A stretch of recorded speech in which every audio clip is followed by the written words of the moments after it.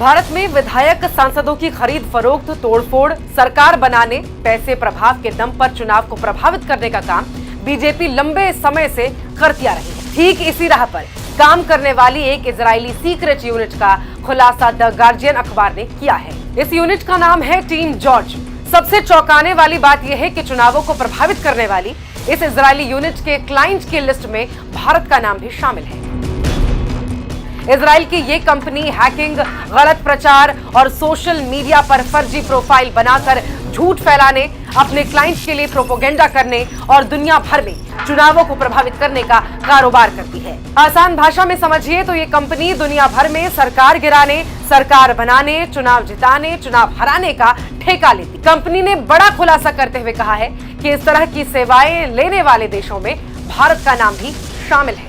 जी हाँ, और अब भारत में चुनावों को कौन प्रभावित करता है, नेताओं की खरीद फरोख्त को कौन करता है, ये तो जग जाहिर है। नाम है भारतीय जनता पार्टी। इन ठेकेदारों ने यह दावा किया है कि उन्होंने दुनिया भर में अब तक 33 चुनावों में अपनी सेवाएं दी, जिनमें से 27 चुनाव अपने क्लाइंट को जिता चुके हैं।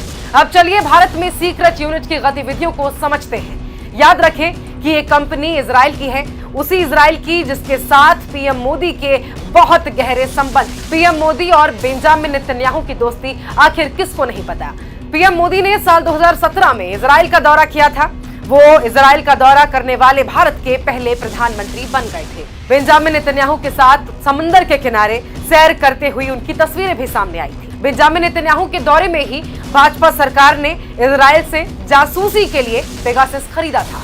पेगासस के जरिए भी वही काम किया गया था जो इजराइल की सीक्रेट कंपनी टीम जॉर्ज करती है। पेगासस के जरिए भारत के कारोबारी, विपक्ष के नेताओं, जजों और पत्रकारों समेत बड़े बड़े अफसरों के फोन टैप किए जाते थे, उन्हें ब्लैकमेल किया जाता था।